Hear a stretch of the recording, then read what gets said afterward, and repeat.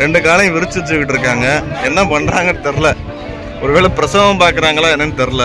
ஆமாம், ராமர் லட்சுமணா ரைட். ஆமாம், சேஞ்ச் பண்ணதால உங்களுக்கு அடையாளம் காண முடியும். அந்த காலத்தில் கோயில் வந்து வழிபாட்டுக்கு மட்டும் இல்லை, ஒரு வாழ்க்கையோட பல தத்துவங்களை வந்து சொல்கிற மாதிரியான ஒரு இடம் தான் கோவில். இப்போலாம் சொல்கிறாங்கல்ல, பாலியல் கல்வி ரொம்ப முக்கியம் குழந்தைகளுக்கு அப்படின்னு. அதையும் புகட்டுற மாதிரி தான் அந்த கோவில்கள்லாம் இருந்திருக்கு. அதுக்கு இந்த மாதிரி சிற்பங்கள் பாருங்கள் ஒரு எடுத்துக்காட்டு. அதாவது 50 பைசா சைஸில் தான் இருக்கும் பாருங்கள் இந்த சிற்பம். அதுக்கு உள்ளே பாருங்களேன், யானை வந்து துதிக்கையை தூக்கிக்கிட்டு ஒத்த காலில் பீடுற மாதிரி ஒரு சிற்பம் பாருங்கள். ஒரு 50 பைசா சைஸில் ஒரு சிவலிங்கம். 1000 வருஷத்துக்கு முன்னாடி எப்படி இதை பண்ணாங்கன்னே தெரில.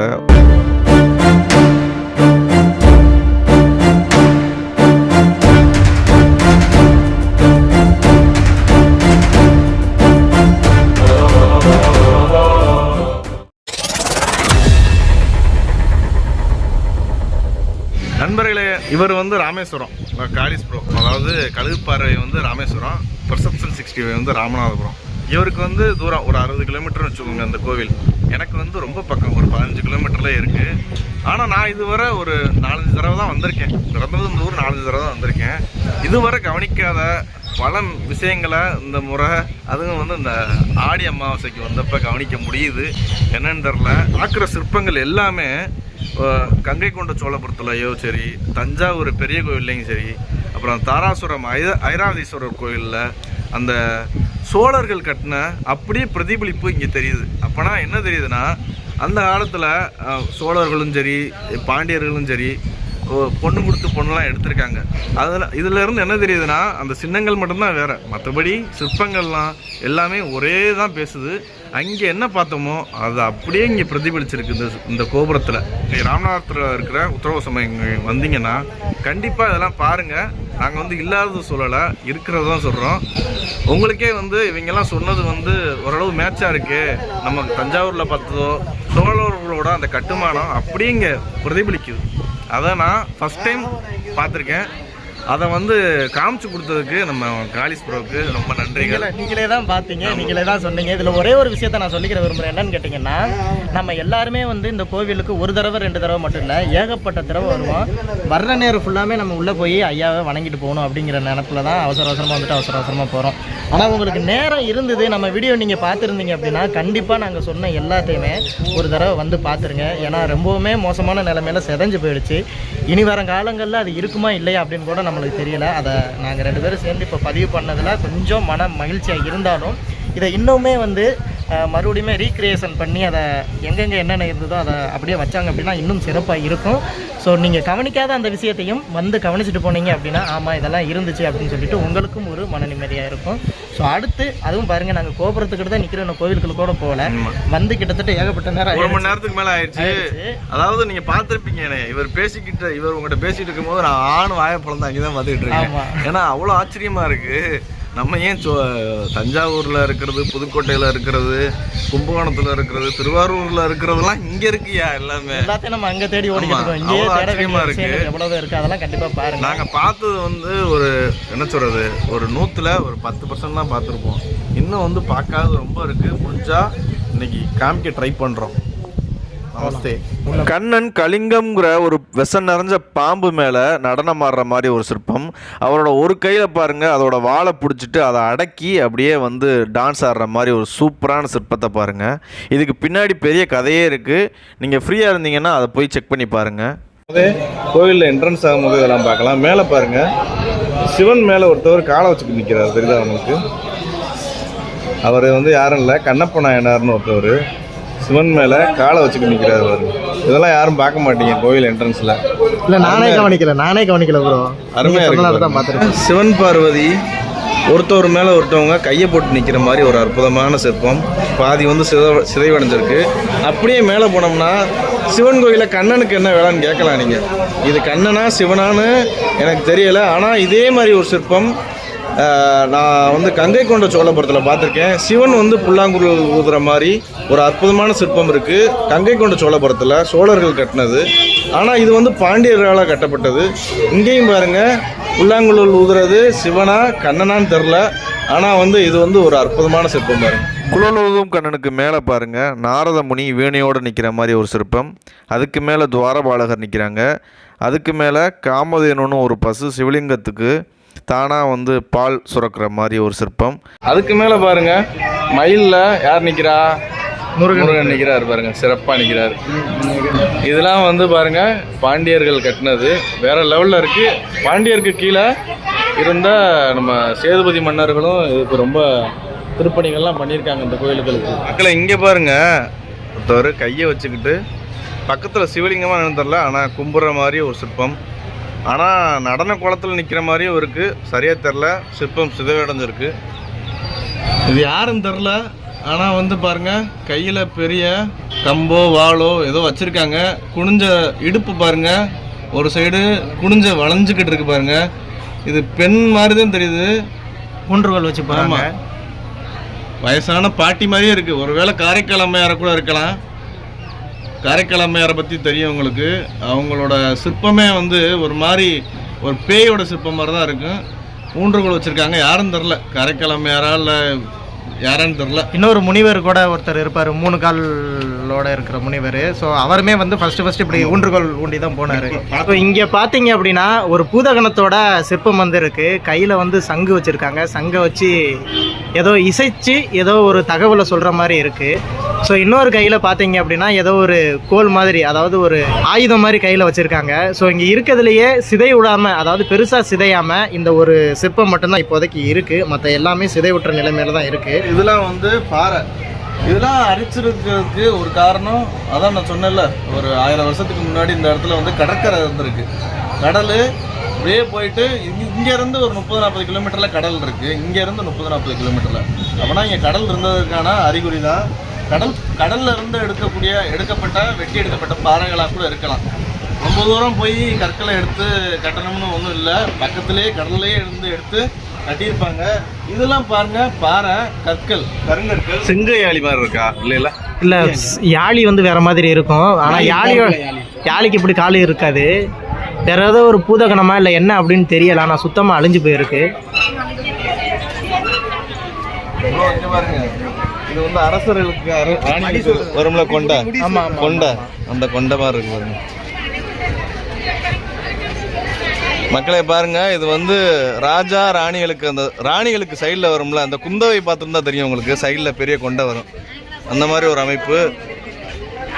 கையில் வந்து ஊன்றுகோல் வச்சுருக்காங்க. 2 காலையும் விரிச்சு வச்சுக்கிட்டு இருக்காங்க. என்ன பண்ணுறாங்கன்னு தெரில. ஒருவேளை பிரசவம் பார்க்குறாங்களா என்னன்னு தெரில. இவங்க பிரசவம் பார்க்குற பெண்ணாக கூட இருக்கலாம். ஆனால் இவங்க பெண்ணு மாதிரி தெரியல. 2வது விஷயம் என்ன அப்படின்னு பார்த்தீங்கன்னா, இவங்களோட அமைப்பை பார்த்தோம் அப்படின்னா பெண்ணு மாதிரி தெரியல. அது சிதை உண்டனாலே என்ன அப்படின்னு தெரியல. ஸோ இங்கேயுமே வந்து முன்னெல்லாம் பார்த்தீங்க அப்படின்னா அந்த ஆண்மகனாக இருந்தாங்க அப்படின்னா அவங்களுக்கான அந்த குறியலை வந்து ஆமாம் வச்சுருப்பாங்க. ஸோ அந்த குறி வந்து இதில் வந்து இருக்குது. ஸோ அதனால் அந்த அது என்ன ப்ரோ, இனச்சேர்க்கையை வந்து ஒரு சிற்பமாக சூப்பராக செதுக்கியிருக்காங்களா இல்லைன்னு தெரியல எனக்கு. முழுமையாக இருந்தால் மட்டும்தான் எதையுமே முழுசாக நம்ம சொல்ல முடியும். ஸோ முடிஞ்ச அளவுக்கு நாங்கள் சொல்லியிருக்கோம். தவறுதலாக இருந்தால் தயவு செய்து மன்னிச்சுக்கோங்க. இது மாதிரி உள்ளே வந்துட்டீங்க அப்படின்னா ஒரே அளவான தூணு கிட்டத்தட்ட ஒரு 30லேருந்து 35 அடி உயரம் இருக்கணும்னு நினைக்கிறேன். பாண்டியர்களுடைய திறமையை நம்ம எந்த அளவுக்கும் குறைச்சி சொல்லிடக்கூடாது. அவ்வளோ அழகாக பண்ணியிருக்காங்க. அண்ணன் தம்பி ஒன்றா நினைக்கிறாங்க. இல்லையா சாமி, அம்பாள் மாதிரி இருக்கையா? அம்பாளா? ஆமாம், ஆனால் வில்லு மாதிரி தான் இருக்குது. ஆமாம், ராமரும் வச்சோம்டா. ரைட்டு. ஆமாம், ரொம்ப சேஞ்ச் பண்ணனால உங்களுக்கு அடையாளம் காண முடியல. மக்களை அங்கே பாருங்கள், இந்த இடத்துல பாருங்கள் புல்லாங்குழல் ஊதுற மாதிரி கண்ணன் அமைப்பு பாருங்கள். சிவன் கோவிலில் கண்ணன் நீங்கள் வந்து வேறு எங்கேயுமே பார்க்க முடியாது. தஞ்சாவூர் கங்கை கொண்ட சோழபுரத்தில் நான் பார்த்துருக்கேன். பாருங்கள் புல்லாங்குழல் ஊதுற மாதிரி அங்கே ஒரு கண்ணன் சிற்பம் இருக்குது பாருங்கள். அதுக்கு கீழே பாருங்கள், இவர் வந்து 63 நாயனாரில் ஒருத்தவர். அவர் வந்து கும்பிட்டா வந்து 6 வழிவிடும். அந்த சிற்பம் தான் இங்கே இருக்குது பாருங்களேன். பின்னாடி ஓடுறது 6 மாதிரி இருக்குது பாருங்கள். அவர் கும்பிட்டா அவர் வந்து ரொம்ப காலமாக சிவனை பார்க்குறதுக்கு போய்கிட்டு வந்துக்கிட்டு இருப்பார். ஒரு நாள் கரை புரண்டு 6 ஓடும், நினச்சிக்கிட்டு வேண்டுவார், வழி விட்டுரும், அப்படியே போய் கும்பிட்டு வந்துடுவார். அதுக்கு கீழே பாருங்களேன் 5 முகம் தெரியுது, கிட்டத்தட்ட 10 கைகள் இருக்குது. இந்த இடத்துல பாருங்கள் வராகி மாதிரி முகம் இருக்குது, ஆனால் யாரும் தெரில, முகம்லாம் சிதவடைஞ்சிருக்கு. அதுக்கு கீழே பாருங்கள் ராமர் வந்து வில்லம் போட நிற்கிறாரு. ஆனால் வில்லம்போடு ப்ளஸ் வந்து கையில் வந்து ஒரு ஒரு என்ன சொல்கிறது தடியும் வச்சுக்கிட்டு இருக்காங்க பாருங்க. அதுக்கு கீழே பாருங்க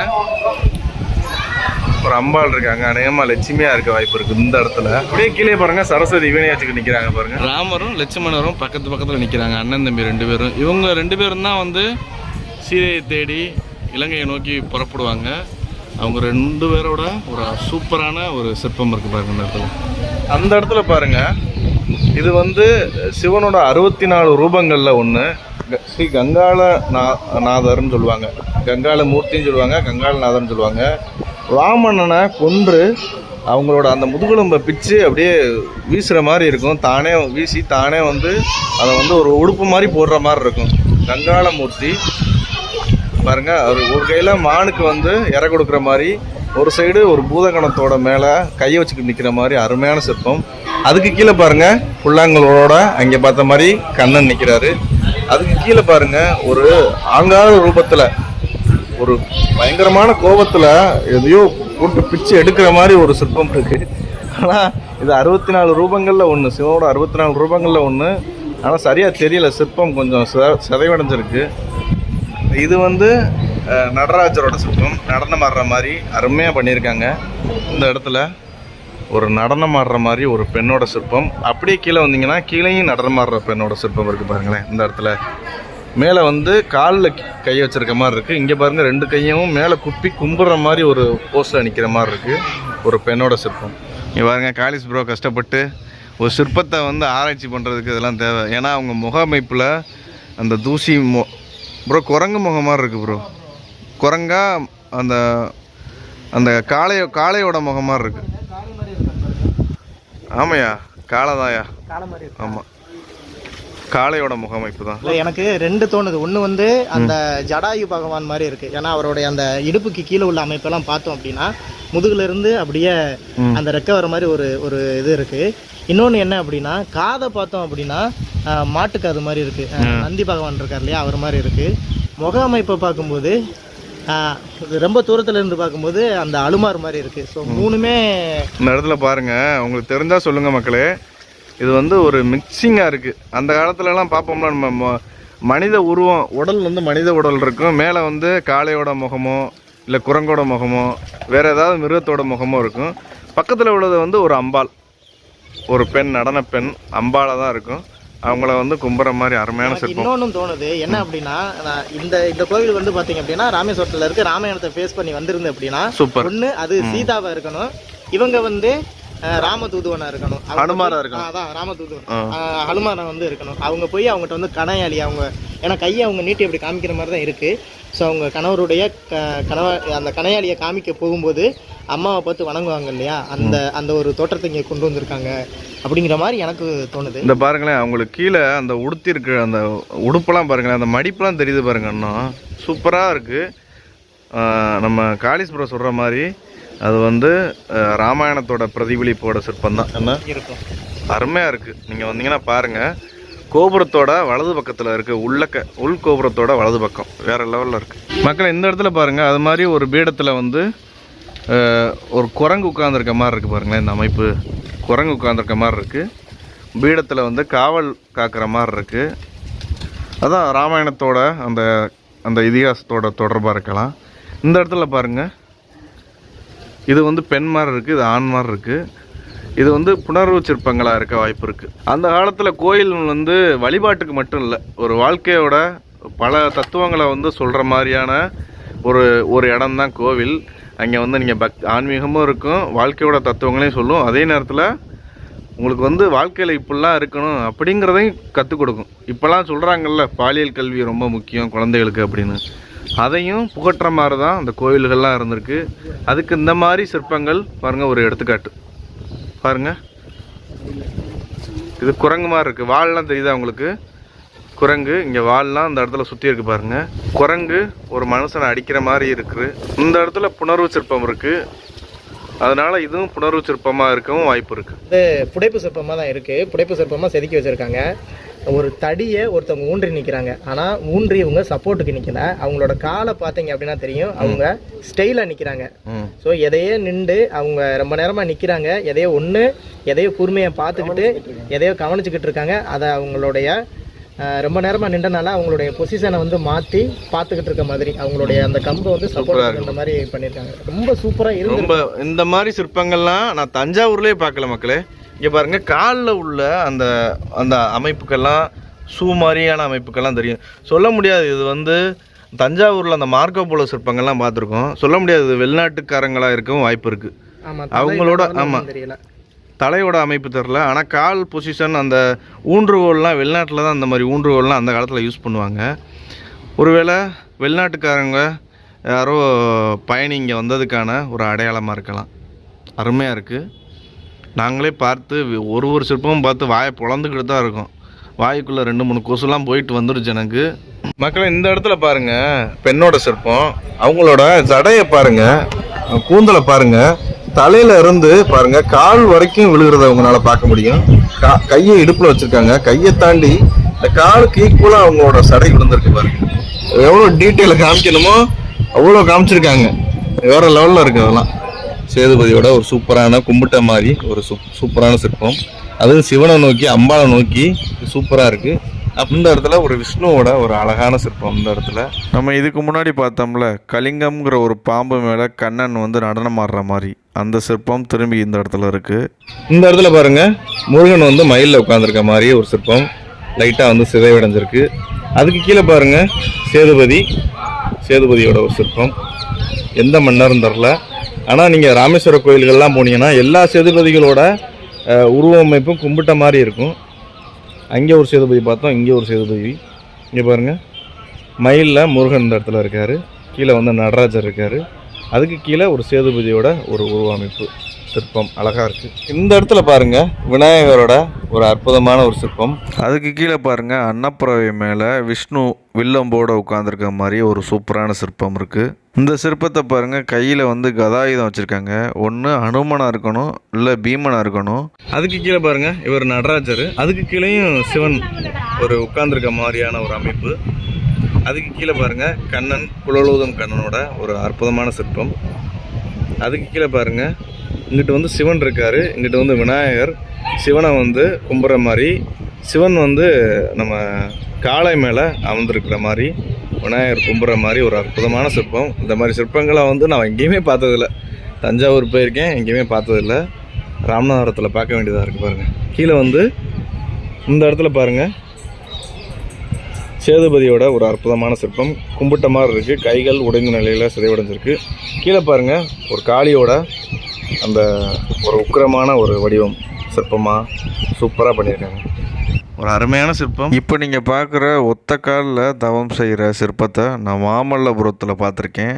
அர்ஜுனன் தவசு அப்படிங்கிற ஒரு இடத்துலையும் இந்த மாதிரி ஒற்றைக்காலில் தவம் செய்கிற முனிவரை பார்க்கலாம்.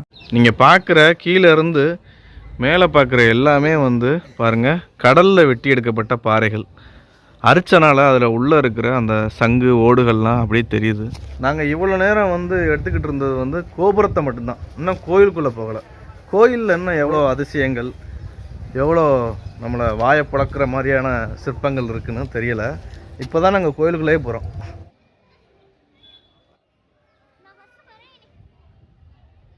இங்கே பாருங்கள், கோயிலுக்கு நுழையிறதுக்கு முன்னாடியே இந்த இடத்துல பாருங்கள், சேதுபதி மன்னர்கள் கையெடுத்து கும்புற மாதிரி வரிசையாக நிற்கிறாங்க. நம்ம எல்லாருமே ஆமாம், வரவேற்கிறாங்க. இதை நீங்கள் வந்து ராமேஸ்வர கோயில்லையும் நீங்கள் பார்க்கலாம். பாருங்கள், சேது நாட்டில் இந்த மாதிரி அமைப்புகள் எல்லா இடத்துலையும் பார்க்க முடியும்.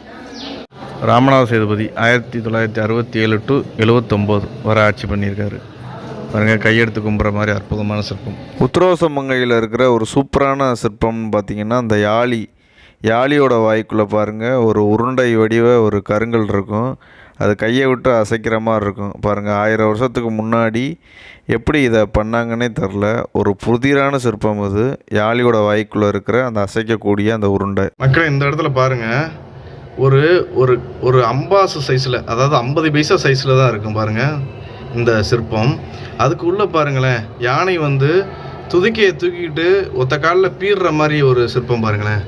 தெரியுதா உங்களுக்கு? அருமையான சிற்பம்.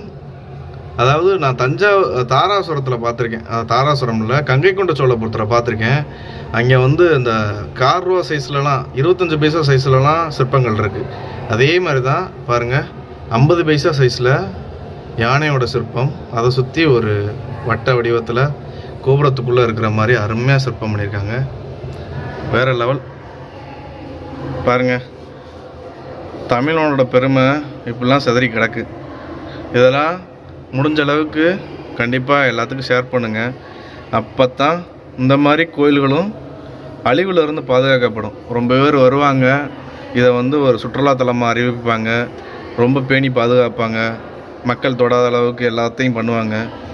அதனால் முடிஞ்ச அளவுக்கு கண்டிப்பாக ஷேர் பண்ணுங்கள். இது எங்கேயும் இல்லை, நம்ம வீட்டுக்கு பக்கத்துலேயே இருக்குது. உங்கள் வீட்டுக்கு பக்கத்துலேயும் இந்த மாதிரி கோவில்கள் இருக்கலாம், போய் பாருங்கள். நான் சொன்னேன்னு இந்த இடத்துல பாருங்கள், அதே ஒரு 50 பைசா சைஸில் ஒரு சிவலிங்கம் ஒரு கோபுரத்துக்கு கீழே இருக்கிற மாதிரி அற்புதமாக இருக்குது. அருமை. இங்கே பாருங்கள், அதே மாதிரி ஒரு கோபுரத்துக்குள்ளே அதே மாதிரி சிற்பம் ஒருத்தவர் கையெடுத்து கும்பிட்ட நிலையில் அருமையாக இருக்குது பாருங்கள். மக்களை இந்த இடத்துல பாருங்கள், ஒரு யாழியை வந்து கீழே ஒரு யானை அதோட தும்பிக்கையால் தாங்கி பிடிக்கிற மாதிரி பாருங்கள். பின்னங்கால்கள் யாழியோட பின்னங்கால்கள் தரையில் இருக்குது.